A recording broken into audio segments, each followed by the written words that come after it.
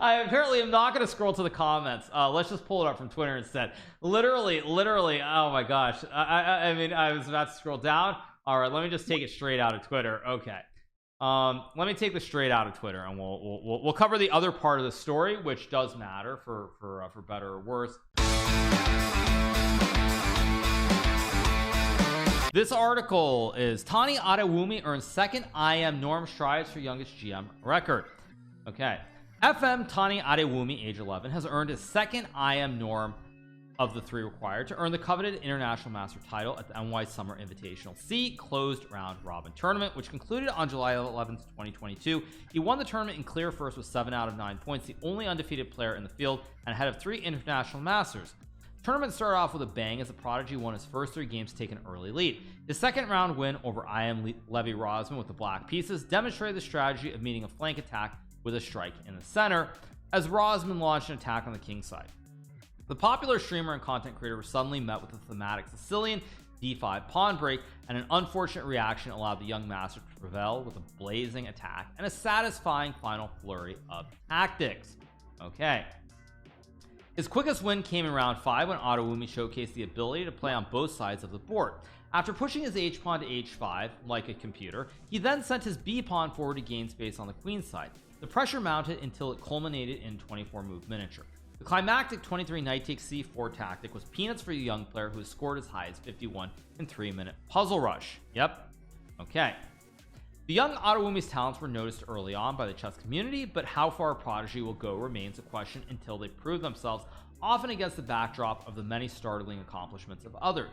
The Nigerian-American refugee caught national attention when the New York Times covered his inspiring win at a section of the New York State's Classic Primary Championship.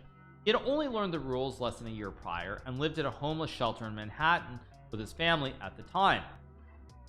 Their page on GoFundMe.com has raised over $250,000, blowing the initial $50,000 goal out of the water, and in 2020 he and his family published a book celebrating the young talent's achievements in such a short time period despite extreme obstacles. My name is Tani and I believe in miracles. Very nice, very nice.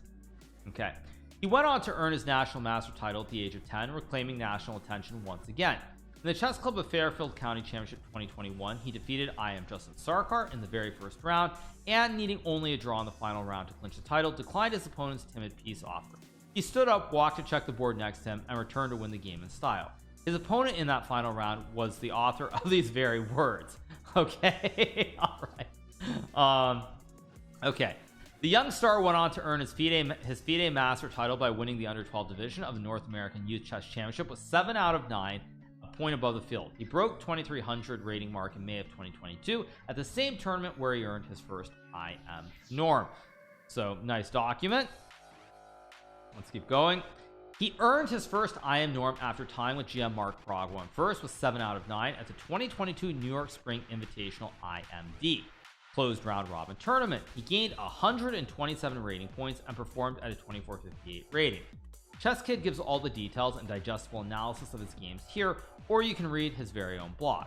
Dr. Naeem Shabazz wrote in the chessdrum.net, earning his first IM norm at age 11 is magnificent for any player, but for a player of African descent, it does show that when resources are available, there's more of an opportunity to succeed. Determination, passion, and discipline are other attributes. It appears that Tani has all the qualities needed to make progress in his quest to become a Grand Master. Okay. Several other players, including Grandmasters, walked from their boards to congratulate the young champion after he secured a second IM norm with a quick final round draw, according to his father. With a 2448 performance, he has shown the capacity to play at the IM level on a consistent basis. Adewumi has shared in multiple interviews his dream to become the youngest Grandmaster ever. The current record was set by GM Abimanu Mishra at 12 years, 4 months, and 25 days. He has until January 28th, 2023 to meet this record if he wants to break it. All right, what about Levy? I'll talk about Levy afterwards, you guys. But anyway, very, very good article. Oh, I apparently am not going to scroll to the comments. Let's just pull it up from Twitter instead. Literally, oh my gosh. I mean, I was about to scroll down. All right, let me just take it straight out of Twitter. Okay. Let me take this straight out of Twitter, and we'll cover the other part of the story, which does matter for better or worse. Let me make this a little bit. There we go. All right. I think that's fine. Actually, let me make it a little bit smaller so that I can crop it out. All right. So I will talk about this now just a little bit, and this was a tweet from Levy last night, which says, I am retiring from all competitive chess events. My preparation is outmatched, my calculation skills are too flawed, and most importantly, my anxiety is beyond repair. I physically and emotionally cannot do it anymore. I will stick to what I do best, bringing chess to you all. All right, so there are a couple things that I want to say about this. First thing that I'm going to say is that I find it very hard to believe that Levy is actually never going to play chess again. I think it's kind of in the moment, the heat of the moment, he made this tweet. There's no way that Levy will not play a game 30 at the Marshall or somewhere else in the future, but for right now he doesn't want to play classical chess, which is completely understandable. The first thing that I want to say is, I mean, it's very understandable because obviously for Levy, you know, trying to play serious competitive chess and do videos is simply not, it's just not working for him. Now you can say whatever you want about whether it's like he's not doing enough preparation, whether he's not in good enough shape, whatever it might be. You can say all these different things, but it just is not working for Levy at the end of the day. So I completely understand why he doesn't want to why he doesn't want to play these tournaments. I also want to add something else separately though, which I think is very important to know, which is Levy has built a community where a lot of times he will do things, he will sort of look at games of weaker players, he will in some ways troll and make fun of their games, and I think there's no problem with doing that, but I feel that for Levy the issue is that he's done that, and so when there are people who are haters who are like saying, haha, you lost the game, you did badly, all these different things, I think that for Levy he lets that get to him way more than he should.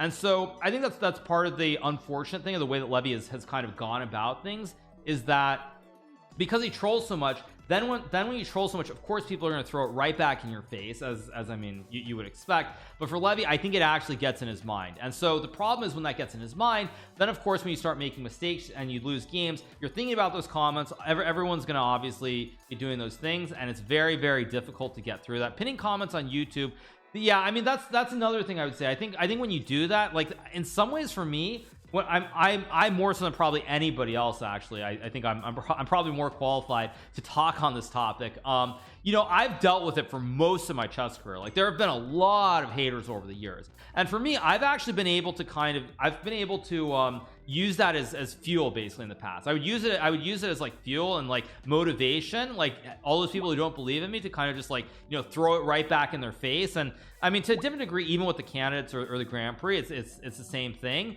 But that being said, not everybody can do that. I think as I said, I think the problem is for Levy, it gets to him and then he becomes depressed, he loses the game, and it's just all around not good for anybody. So I understand why he's saying this. I mean, I kind of wish he had like probably not tweeted this because it's like so dramatic, and everybody you see does play. Like you'll see like Kasparov retired, he plays again, Kramnik does. So I think in the heat of the moment, Levy probably went a little bit too far with it. But I do understand why he doesn't want to play, because it's not working. If you're not enjoying it, like there comes a point where sure, you might get clicks, you might get like, you know, 180k views, 200k views, whatever it might be on a recap. But if you're losing games, it doesn't feel very good. And I think for Levy, he's tried for a long time to do both, but it doesn't, it's not working. Hasn't he retired 3 or 4 times? I don't know. But yeah, I think it is what it is. It's obviously disappointing. I understand why Levy would do this, because, you know, I probably feel the same way, honestly, but who knows. So very, very sad to see that Levy really isn't feeling very good about it, but that's how it goes. You allow the haters to have even more leeway by pinning those comments. Yeah, for sure. I mean, that's the thing, is I feel like for Levy, the problem is he pins those comments.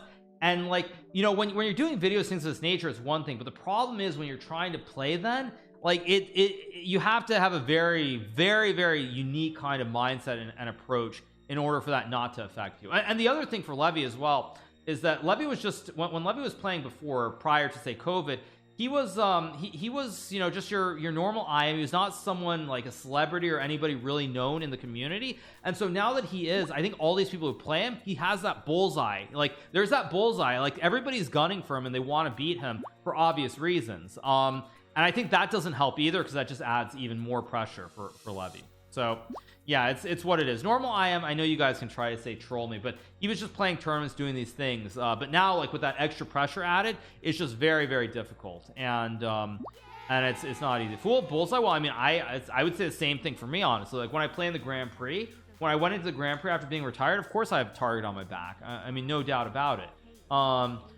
But yeah, if it's not working, why do things that don't make you happy? No point doing things that make you happy. What are you saying? I'm spending most of my time on prep and then 15 minutes after the game recording loose thoughts. I mean, I don't know. I think, you know, again, for me, I'm different for sure. Like I am able to say stream. I am able to study like nonstop. I mean, I think it's just, I did it for many years, so it's just ingrained in me in a different kind of way. But you know, for everybody's different, and also, you know, you have to understand, when you play at like a GM level, you play at like this top level, like you've spent like 10 hours a day many times looking at chess, and so it's possible, it's something you've done before. Whereas if you haven't really done that, to suddenly go from that when you're also like doing videos, doing all these other things that are consuming your time, it's very tough. Very tough. Make no mistake about it. That's not like, I know you guys are gonna pogo me or whatever, but it's just not really comparable. So it's unfortunate. There's another tweet from him. I saw there was something. I don't know if I should actually read it. I guess, I mean, I could, but yeah, I'm sure he'll play again. I don't think he's gonna try to say, you know, go for GM. That ship has sailed a long time ago. Would I retire if a small kid beat me? No, I wouldn't. I mean, but again, for me, it's different also. I mean, I enjoy the competition. I thrive off of it. I always have. I mean, when you're playing those tournaments like the Millionaire Chess, you're playing Wesley, playing against Magnus, all these players, like I thrive off of it. So you know, it's different scenarios, plain and simple. So that's that. That's that. And that's not like, I'm not like trying to be rude. It's just what it is. And I feel bad for him. I feel bad for him. So yeah, hopefully though, I mean, he'll keep doing what he's doing with YouTube, and yeah, it's all good. Levy's statement is like Magnus' statement, uncharacteristics. I don't know what you mean. Your work ethic is strong, that's the difference. Well, no, I mean, but again, like, this is the thing. Like, if you think about it from Levy, if you think about Levy, for example, when I said like normal IM, what I mean by that is he was just an IM playing tournaments. There's no like notoriety, no celebrity, none of this, none of all the hoopla around him when he was playing like 2017, 18, whenever it was when he became an IM. But for me, I mean, I've dealt with this for like 20 years at least. Like it's something that I've dealt with my entire chess career, so I'm completely used to it. But for Levy to go from just like playing tournaments, no pressure, no eyeballs, none of these things really, to having all that pressure out of nowhere, it's just, I think it's very difficult. I don't think many people could do it. So that's that. What were you guys asking? He explains it in another tweet. I don't know what the other tweet was, but I can try to pull it up, I guess. Let me make sure that it's not let's see. I can pull it up. Let me see what he tweeted. Where is the other tweet? It says, okay. Well, I mean, isn't it the same thing though? I mean, it's more of the same of what I was saying. The last few tournaments I played, I was freezing and shaking at the board. Every inactive decision hurt so much more than normal, more than anything else. I wanted the games to be done. Chess can be brutal. This is why I am retiring. Yeah, I mean, I think what I would say is, again, when you see these things, I mean, everybody of course has nerves. You have all these different things. I don't doubt for a second though that when he says it's like shaking at the board, it's 100% because of the fact that there are all these people watching. There's all this extra pressure that he never had. He never had this pressure ever. Like if he had dealt with pressure of this nature before, maybe it would have been possible to deal with it to some degree, but he's never had to deal with it. So to go from just playing tournaments and, you know, doing your own thing, and suddenly you have like you have, you know, at least a few 100,000 people who are paying attention every single day, and then you do badly, and then of course you have the haters who you've already given the haters the room. Unfortunately, it's too much. It's too much. He needs my mindset, yeah, but the mindset I had when I was younger, using that hatred and using all the negativity as fuel, I mean, that's just what you can only do that if you're a Sith Lord. I mean, otherwise it's just too much. So anyway, it's tough, but I mean, he'll play again. Oh, I mean, it's not that it's a plausible theory. I'm almost certain this is just the reality. I'm almost certain it's just the reality. I'm very sure of that, because like, just thinking about it for myself, I mean, when I was playing, when I play tournaments, when I play like US Championship, I play last round, these big last round games, there's always pressure, there always are nerves, without a doubt. But the thing is, I've dealt with it. Levy's never had to deal with it, so I totally think that that's in his mind, and it's just too much pressure for him. So I completely understand. I completely understand why he's not going to be playing in the near future. Completely understand. No, I mean, I totally get it. I totally get it. So that's just my take on it. I mean, people could say I'm wrong. Maybe Levy will tweet something and say that I don't know what I'm talking about. But I think for sure when you're pinning those comments and you're letting the haters say those things, like, you know, it's one thing when the haters can't question you. I mean, if you're making videos, of course, like, nobody can question you, but when you go into the, you know, you go into the arena and you actually play, and things don't go great, of course they're going to be very, very loud. And I think for Levy it's just too much. That's all there is to it, really, in my mind. So yeah, I haven't spoken to Levy about any of this, but feel bad for him. So do you learn not to focus on pressure, or you stop letting it affect you? Well, again, it's different for everybody. Like for me, when I went into the Grand Prix, it's like, I know in my mind that these haters don't know what they're talking about. I know that I'm good enough. Like, I know that I'm good enough to play against these top players. And so for me, I'm able to be like, yeah, I know I'm good enough, and it doesn't affect me. And like, in many ways I thrive off it, because then when I win that big game, like against Levon or someone else, it's just like, you know, seriously, like go get bent. But yeah, so it's just difficult. It's difficult. You have to enjoy the pressure, yeah, but again, that's something you learn over a long career playing chess. You look at all the top players, you look at myself, Fabiano, Magnus, all of us, we've dealt with it for so many years. We've been in high pressure situations that it's just completely different. But with Levy, he's never had to deal with it, and I understand why. Like, it can go the other way too. When you have pressure, some people thrive, other people just they can't, they don't want that pressure. And in many ways, probably when Levy was playing before, he didn't have any of it. So yeah, it's what it is.